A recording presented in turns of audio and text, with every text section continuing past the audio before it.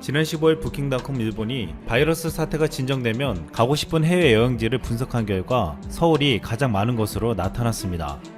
최근 일본인들은 감염병 여파로 인해 국내 여행 비율이 지난해 40%에서 71%까지 높아졌습니다. 하지만 앞으로 진정세가 찾아오면 외국 여행을 꿈꾸고 있는데 가장 가고 싶은 곳이 서울이었습니다. 아베 정권은 한국과 역사 문제로 갈등하며 수출 규제를 하는 등 경제 보복까지 하며 정면 충돌하고 있지만 일본 국민들은 아베 정권과 달리 한국에 대한 호감도는 더욱 높아지고 있습니다. 최근 일본에서 풍운하라 불리며 일본 정치계에서 돌풍을 일으키고 있는 야마모토 타로가 도쿄도 지사 출마를 선언했습니다. 야마모토가 도쿄도 지사를 한다고 나오자 일본 내에서는 물론 한국에서도 관심이 증폭되고 있습니다. 그 이유는 야마모토는 일본이 수출 규제를 한 것은 잘못됐다며 일본 기업이 사죄하거나 배상하는 것이 당연하다고 말한 바 있기 때문입니다. 또한 일본이 가해자이기 때문에 피해자에게는 계속해서 사과해야 한다는 발언을 하기도 했습니다. 어떤 일본 정치인도 함부로 하지 못한 주장을 야마모토는 아베를 향해 큰 소리로 말한 것입니다. 또한 야마모토는 이번 바이러스에서도 한국의 방역을 일본이 배워야 한다고 주장하기도 했습니다. 반면 최근 고이케 유리코 도쿄도 지사는 자서전을 내며 발매 2주 만에 15만 부가 팔리는 등 노골적으로 재선을 노리고 있습니다. 고이케 지사는 일본 의회 소속으로 한국인 등 제일 외국인을 경시하는 정책을 줄곧 써왔기에 야마모토 타로와는 정반대 지점에 서 있다고 보고 있습니다. 또한 야마모토는 15일 기자회견에서 출마 선언과 함께 파격적인 공약을 제시했습니다. 내년 7월로 연기된 도쿄올림픽을 취소하고 바이러스 대책으로 1,400만 명에 달하는 모든 도쿄도 도민에게 1인당 10만엔, 하나로 약 113만원을 지급하겠다고 공약했습니다. 비록 아직 일본 내에서 정치적 입지는 작지만 야마모토 타로의 목소리는 지금 일본 내의 분위기를 반영해주고 있습니다. 아베 정권은 한국과 등지며 혐한을 일으키는 정책에 더욱 불을 붙이려고 하고 있지만 일본의 젊은 층을 비롯한 많은 국민들은 한국과 더욱 가까워지고 있습니다. 지난 14일에는 국내 한 에세이가 일본의 최고가로 수출되었다는 소식이 전해졌습니다. 국내에서만 100만 부가 넘게 팔린 나는 나로 살기로 했다의 김수현 작가 새 에세이가 한국 출판물 사상 최고가로 일본에 수출된 것입니다. 선 인세만 2억 원으로 기존 최고가 기록의 10배가 넘었습니다. 이 에세이는 일본 메이저급 출판사 20곳 이상에서 오퍼가 들어올 정도로 일본에서 엄청난 기대를 불러 모았습니다. 김수현 작가의 전작 나는 나로 살기로 했다가 일본에서 24만 부가 넘게 팔리며 그 상품성을 입증했고, 더 중요한 것은 방탄소년단 멤버 정국이 이 책을 읽었다는 소식이 알려진 것입니다. BTS의 두터운 팬층이 있는 일본에서 정국이 읽었다는 것만으로도 이 책은 불티나게 팔려나갔습니다. 또한 죽고 싶지만 떡볶이는 먹고 싶어, 하마터면 열심히 살 뻔했다 등도 일본에서 좋은 판매 성적을 올리며 KSA 붐을 계속 이어가고 있습니다. 그동안 일본의 우익들이 의도했던 혐한 서적이 일본 내 서점에서 판매 1위를 차지했지만 이제는 한국 에세이가 일본 출판 시장에서 메이저 분야로 자리 잡고 있는 것입니다. 그동안 한국은 거액을 주고 일방적으로 일본 책을 수입해오는 처지였지만 최근 몇 년 새 한국의 젊은 작가들이 쓴 에세이가 일본에서 잇따라 선전하며 상황이 바뀌고 있습니다. 한 국내 출판 전문가는 일본 유명 소설가의 저작권이 수억이 한국에 팔리며 과거에는 화제를 모았지만 이제는 K출판의 시대가 올 것인지 관심이 모아지고 있다고 말하기도 했습니다. 출판 대국 일본 시장에서 나날이 경쟁력을 키워가는 우리 에세이가 출판 한류의 견인차가 될 것이란 기대감이 어느 때보다 커지고 있습니다. 게다가 최근 한국 에세이는 일본뿐만 아니라 중국, 대만, 태국, 인도네시아 등 아시아 전역에서 인기를 끄며 차세대 한류로 부각되고 있습니다. 또한 최근 한일 갈등은 더욱 고조되고 있지만 일본 내에서 한류 열풍이 심상치 않다는 보도가 이어지고 있습니다. 최근 일본 넷플릭스에 공개된 한국 드라마들은 많은 일본 드라마를 제치고 인기 순위 상위권을 차지하고 있습니다. 국내에서 4개월 전 종영된 TVN 드라마 사랑의 불시착은 제2의 겨울 연가라는 말을 들을 정도로 사랑받고 있습니다. 사랑의 불시착은 감염병 사태로 인해 집에 있는 일본인들이 늘면서 지난 2월 넷플릭스 오픈 당시 오늘의 종합 탑10에서 10주간 1위를 기록했고 최근 3주간 다시 왕자를 차지했습니다. 일본 연예주간지 프라이데이는 온라인판의 바이러스 사태로 집에서 보낸 2개월 동안 넷플릭스의 한국 드라마에 빠져 아직 헤어나오지 못한 사람이 끊이지 않는다고 보도하기도 했습니다. 작가 기타하라 미노리는 8일 아사히신문 자매진 아에라의 사랑의 불시착이 일본에서 인기를 끌고 있는 이유를 이렇게 말했습니다. 남성이 요래하는 모습을 일본에선 볼 수 없는데 이 드라마에서는 남녀가 대등하게 나오는 모습이 멋있고 여성끼리의 우정이 다뤄진 점이 신선하다고 했습니다. 또한 북한이 배경인 점도 관심의 이유로 꼽았습니다. 일본 내 한류 드라마 붐의 원조는 2002년 방송된 드라마 겨울 연가로 이 작품은 주로 40, 50대 주부 팬들이 주류였습니다. 하지만 사랑의 불시착은 10대부터 30대까지 젊은 층을 비롯한 전 연령층에 폭넓은 인기를 얻고 있고 일본의 유명 연예인과 스포츠 스타들의 호평도 이어지며 일본 전역의 열풍을 가늠할 수 있게 만들고 있습니다. 일본 인기 배우 사사키 노조미는 동료 배우 오마사 아야와의 인스타 라이브에서 사랑의 불시착을 봤다고 얘기해서 화제가 되었고, 올림픽에서 3차례 금메달을 걸었던 레슬링 선수 요시다 사오리는 트위터를 통해 여러분에게 추천받은 사랑의 불시착을 다 봤다며 정말 최고였다, 펑펑 울었다고 감동을 전하기도 했습니다. 무엇보다 과거 위안부 관련 망언으로 비판을 받았던 하시모토 도루 전 오사카 시장도 최근 사랑의 불시착에 빠졌다고 고백했습니다. 그는 평소 드라마를 안 봐서 2-3회만 보고 그만둘까 했는데 16회까지 한 번에 다 봤다고 말했습니다. 그는 이 드라마를 보고 거북하게 느껴졌던 북한의 병사들이 괜찮은 사람들이라고 생각하게 만들어 버렸다고 말하기도 했습니다. 지금 이런 일본의 극우 정치인도 한국 드라마에 빠졌다는 것은 시사하는 바가 크다고 보고 있습니다.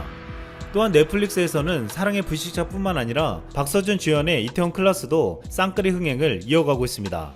일본의 유명 개그 콤비 진오리 멤버 노부는 자신의 인스타그램에 직접 그린 배우 김다미와 박서준의 그림을 올리면서 팬심이 듬뿍 담긴 글도 덧붙여 화제가 되었습니다. 또한 한국에선 이미 3개월 전에 유행했던 달고나 커피가 최근에 일본 뉴스 채널에 등장했는데, 이 영상에는 달고나 커피를 소개하며 리포터가 직접 커피를 만들어보는 장면이 담기기도 했습니다. 지난 20일 니혼게이자 신문 계열 매체 니케이 트렌드는 감염병 사태로 인해 달라진 젊은층 소비 문화 현상을 소개했습니다. 그 중에는 직카페가 있는데 직카페 인기 품목으로는 달고나 커피가 첫 번째로 꼽혔습니다. 최근 트와이스, BTS 등 일본에서도 인기 있는 한국 아이돌들이 이를 만들어 SNS에 올리자 일본 젊은층도 동참하고 있으며 일본에서는 뒤늦게 열풍이 불고 있습니다. 인스타그램에는 해시태그 달고나 커피가 붙인 게시물이 15만 개 가량이 되고 있습니다. 일본의 전문가들은 왜 지금 일본 젊은층이 드라마와 소설 등 한국의 콘텐츠에 주목하는지를 분석했습니다. 아사히신문은 한국의 새로운 가치관과 사회성을 지목했습니다. 여기서 입소문을 듣고 사랑의 불시착을 봤다는 20대 일본인 남성은 한국 아이돌은 사회 문제의 목소리를 잘 낸다, 드라마도 전반적으로 가치관이 선진적이라고 말했습니다. 한국에 관한 책을 펴기도 했던 마이니치 신문 논설위원 사다 가츠미는 지금의 일본 젊은이들은 2010년 이후 한국을 본다면서 이들에게 한국은 화려하고 생기가 넘치는 이미지라고 분석했습니다.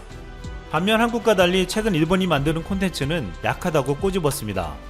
한국은 최근 수년간 지상파 TV 유세가 줄어들고 콘텐츠가 다양해졌는데, 변화가 더딘 일본은 여전히 지상파 TV를 중심으로 콘텐츠가 만들어지면서 경쟁력이 떨어진다는 것입니다. 게다가 이런 상황에서 넷플릭스 등 새로운 영상 서비스를 통해 일본인들이 한국 영화와 드라마를 접할 수 있는 통로는 넓어졌습니다. 한때 일본 대중문화가 한국에 들어오면 한국이 다시 문화적 속국이 될 것이라고 했지만 지금 돌아가는 형세는 정반대가 되고 있습니다. 한국은 그동안 정치와 경제, 문화 면에서 계속 발전하고 있는 반면에 아직도 과거의 영광에 빠져있는 일본은 정체되며 점점 뒤떨어지고 있습니다. 또한 과거의 역사를 부정하고 있는 일본에게 한국은 보란듯이 실력으로 보여주고 있습니다. 최근 일본 아베 정권은 강제징용을 외국 전시해서 우리 외교부의 항의를 받았지만 자신들은 약속을 지켰다고 적반하장으로 나왔습니다. 우리 정부는 일본 아베 정권에 맞서 싸우고 있지만 아베 정권이 시급히 상대해야 하는 것은 일본 국민들입니다. 최근 아베 내각 지지율이 급락하면서 일본 내에서 나오는 두 가지 말이 있습니다. 지도력 부재와 너무 느리다라는 말이었습니다. 아베는 마스크를 만들어 2달 만에 거의 다 배포했다고 했는데 이마저도 못 받았다는 네티즌들이 많았습니다. 3천억을 쏟아부어 만들어 불량품 논란이 벌어진 아베노 마스크는 비말이 100% 새는 것으로 알려졌습니다. 그런데 그것도 2달이 다 되어서도 국민들에게 전해주지 못했습니다. 일각에서는 지금 이 아베노 마스크가 지도력이 부재하고 너무나도 느린 아베 정권의 모습을 그대로 보여주고 있다고 평가하고 있습니다. 전세계 전문가들은 지금 한국과 일본을 디지털과 아날로그로 극명하게 대비해서 표현하고 있습니다.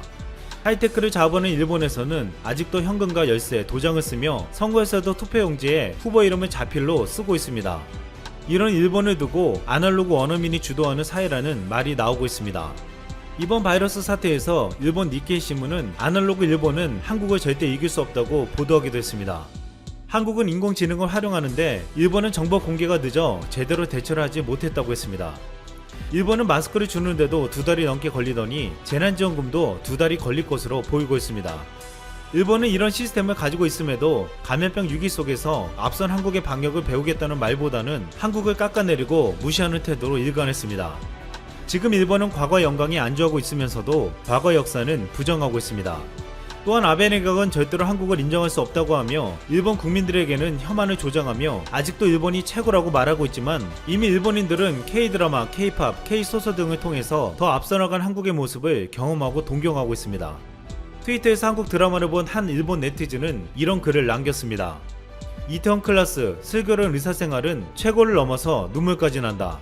오랜만에 젊어진 느낌이다. 일본이 과거에 머물러 있는 사이 한국은 더 앞선 미래를 향해 빠르게 나아가고 있습니다. 일부 한국인 네티즌들과 한국 유튜버들이 무분별한 베트남 비난이 이어지고 있는데 이를 멈춰주길 바란다. 윤상호 베트남 연합 한인 회장이 최근 연합뉴스와의 인터뷰에서 한 발언이죠. 그는 또 베트남이 심지어 일본보다 더 빠르게 한국과의 하늘길을 차단하고 이미 인천에서 하늘로 이륙해 비행 중이었던 아시아나항공 여객기에 베트남이 뒤늦게 하노이 항공에 착륙할 수 없다는 통보를 한 것에 대해서는 한국 입장에서는 베트남의 이러한 봉쇄 조치가 너무 과하다 생각할 수 있지만 베트남의 절박한 상황을 이해해야 한다 라며 베트남이 이렇게 강력한 조치를 시행한 덕분에 베트남에 있는 20만 명의 한국 교민들이 안전하게 보호될 수 있었다. 베트남을 무분별하게 욕하는 것은 결국 베트남에 거주하는 20만 명의 한국 교민들에게 욕하는 것과 같다 라고 전하면서 이런 말도 했습니다. 사람들은 한국이 베트남에 가장 많이 투자해 일방적으로 한국이 베트남을 도운 것처럼 인식하지만 한국은 최근 3년간 베트남에서 해마다 300억 달러 정도의 무역 흑자를 기록 중이다.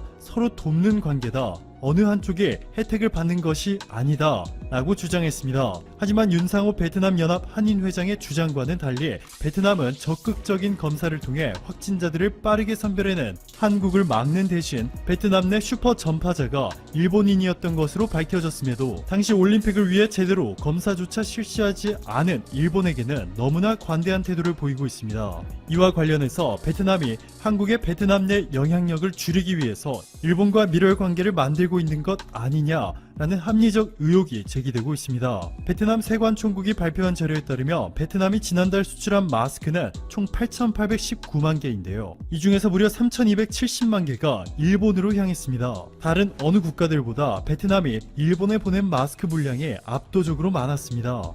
베트남이 어느 국가의 수출을 가장 많이 하고 있는지만 봐도 미국이 일본의 2배 이상으로 많은 데다가 최근 미국 최대의 전자기업 애플이 베트남의 아이폰 공장을 설립해 대규모 채용에 나선 데 이어서 탈중국을 위해 에어팟 생산 일부를 베트남으로 옮기겠다는 계획까지 발표한 점, 그리고 현재 어느 국가가 더 위기의 상황인지를 고려한다면 당연히 베트남은 일본이 아닌 미국에 더 많은 마스크를 수출하는 것이 정상이겠지만 베트남의 선택은 달랐습니다. 베트남 세관총국이 작성한 세관신고서에 따르면 지난달 베트남에서 미국으로 수출된 마스크는 1,040만 개로 일본의 3분의 1도 안 되는 규모였죠. 이뿐만이 아닙니다. 지금 보시는 이 영상을 통해서 세계에서 유일하게 한국산 진단키트의 정확도를 운운하고 있는 두 국가 베트남과 일본이 힘을 합쳐 최근 진단키트까지 공동으로 개발했다는 소식 전해드렸는데요. 최근에는 웅유엔 수어푹 베트남 총리와의 전화통화에서 일본의 아베 총리는 일본에 거주하는 베트남인들에 대해서도 1인당 10만엔의 특별 지원금을 지급하고 있다 라고 전하자 수원푹 베트남 총리는 이렇게 말합니다. 베트남은 일본에 마스크를 지원해왔다. 앞으로 상호 지원을 더 강화해 나가자. 왜 베트남이 일본에 절대적으로 많은 양의 마스크를 지원해주고 있는지, 한 달에 무려 3,270만 장의 마스크, 베트남이 한국에 보내는 물량의 2배, 미국에 수출하는 규모의 3배를 일본에 보내고 있는 이유가 점점 더 확실히 드러나고 있습니다. 자, 그런데 여기서 더 충격적인 사실이 있습니다. 이미 한국이 일본을 제치고 베트남에 가장 많은 돈을 투자하고 있는 국가인 것은 물론이고 한국과 일본 기업들이 베트남을 대하는 태도와 진정성에도 엄청난 차이를 보여주고 있죠. 일본은 베트남에 일본산 자동차 관세를 0%로 유지하라 압박해왔고 이를 통해 일본에서 생산한 자동차들을 베트남에서 팔아치워 수익을 그대로 일본으로 가져가는 구조를 유지하고 있습니다. 일본이 베트남에 생산 공장을 설립한 규모는 미세한 사이즈로 최대한 베트남인들을 고용하지 않고 일본에서 모든 것을 수입하는 방식으로 일본의 이익만 생각하겠다는 것이죠. 반면 한국의 현대차는 베트남의 탕콩그룹과 손을 잡고 합작 법인을 설립해 베트남에서 1,000명이 훌쩍 넘는 베트남인들의 양질의 일자리를 제공하고 있습니다. 현대차 입장에서도 모든 부품을 같은 그룹 계열사인 현대모비스로부터 받아 한국이나 이미 대규모 공장이 설치된 인도네시아에서 생산해 베트남에 수출하는 것이 투자 비용을 획기적으로 낮춰 수익성을 대폭 늘릴 수 있겠지만 한국의 현대차는 베트남 현지 기업 그리고 노동자들과 함께 성장해 나가는 길을 택했습니다. 그것이 기업의 수익성을 조금 낮춘다 하더라도 말이죠. 자, 그런데 이제는 베트남의 경제를 통째로 이끌어줬다고 봐도 무리가 아닌 한국에서 베트남을 바라보는 시각이 완전히 바뀌었습니다. 윤상호 베트남 연합 한인 회장은 베트남을 무분별하게 욕하지 말고 베트남에 거주하는 20만 명의 한국인들을 생각해 차분하고 이성적으로 접근해달라 라며 일부 유튜버와 한국 네티즌들의 말 한마디로 한국의 K-드라마, K-팝 그리고 박항서 베트남 대표 감독이 그동안 쌓아온 엄청난 특수효과들이 한방에 무너질 수 있다 경고했는데요. 이를 두고 17,000개가 넘는 찬성을 얻은 반응을 보시면 왜 맨날 한국만 이해하고 관용하고 또 포옹해야 하나요? 베트남이 그렇지 않고 있는데 왜 한국만 다 맞춰줘야 하지? 라 말하고 있고, 또 6,000개가 넘는 좋아요를 받은 한 네티즌은 베트남 연합 한인 회장 본인이 베트남에서 터를 잡고 거주하고 계시니 그렇게 베트남을 감싸는 말을 할 수 있는 것 아니냐 전했습니다.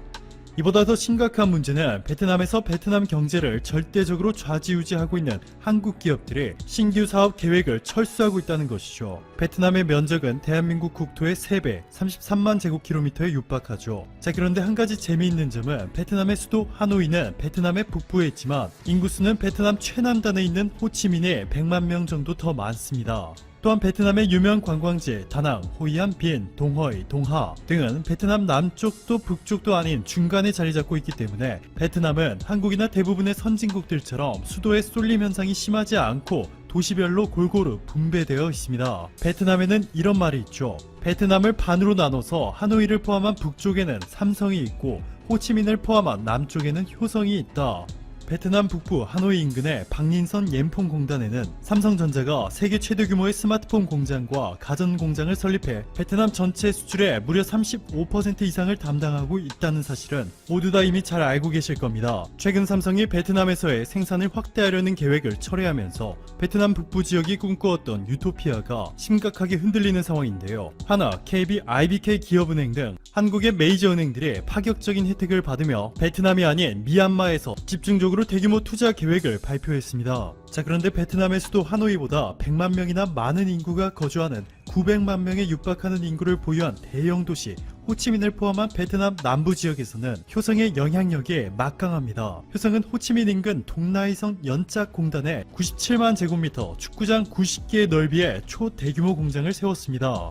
최근 토요타를 따라잡고 베트남에서 1위를 기록 중인 한국의 현대차가 베트남에서 1,200명 정도를 고용했는데 효성은 이보다 4배 이상 많은 5,000명의 베트남인들의 양질의 일자리를 제공하고 있습니다. 섬유의 반도체라 불리는 스판덱스와 타이어의 내구성을 높여주는 보강제, 타이어 코드 분야에서 압도적인 세계 1위를 달성한 효성에 1조 2천억 원을 투자해 세계에서 가장 큰 규모의 효성 공장을 베트남의 호치민 부근에 세운 것인데요. 스판덱스는 1년에 5만 톤씩, 타이어 코드는 연간 10만 톤씩 생산해 전 세계로 수출하고 있습니다. 베트남 경제에는 엄청난 도움이 되고 있다는 것이죠. 자, 그런데 한국의 효성에 최근 베트남에 충격이 될 만한 발표를 했습니다. 효성이 베트남에 새로 건설하기로 한 차세대 섬유 신소재 아라미드 생산 라인을 베트남이 아닌 한국의 울산으로 바꾼 것입니다. 머니투데이의 단독 보도에 따르면 효성은 원래 베트남 동나이성에 아라미드 공장을 새로 지어 베트남 투자를 대폭 확대할 예정이었지만 최근 이를 완전히 철회하고 기존의 한국에 있는 공장 규모를 대폭 확대시키는 방안을 택한 것으로 밝혀졌습니다. 참고로 아라미드는 그 무엇도 뚫지 못하는 강도, 강철보다 5배나 강력한 데다 500도가 넘는 열도 거뜬히 견뎌내는 꿈의 소재라 불리고 있습니다. 아라미드를 이용해 자동차 범퍼를 만들면 무게가 50% 줄어들고 자동차 연비가 무려 8%나 개선되죠. 이외에도 고성능 타이어, 방탄복 등 여러 산업에서 사용되고 있는데요.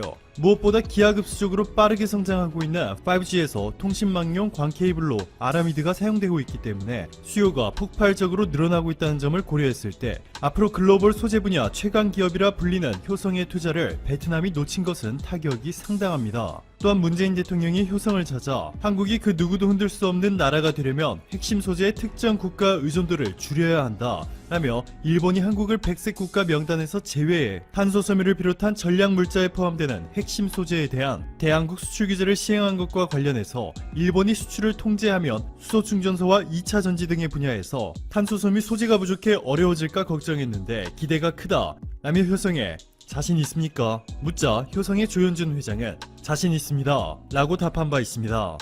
이렇게 정부 차원의 적극적인 지원도 뒤따르고 있기 때문에 효성은 이번에 베트남 투자 계획을 미련 없이 버리고 대신 한국의 투자를 늘릴 수 있었는데요. 베트남이 아니더라도 아시아 지역에서 한국의 파격적인 VIP급 대우를 제시하며 한국 기업들을 유치하려는 나라는 너무나도 많습니다.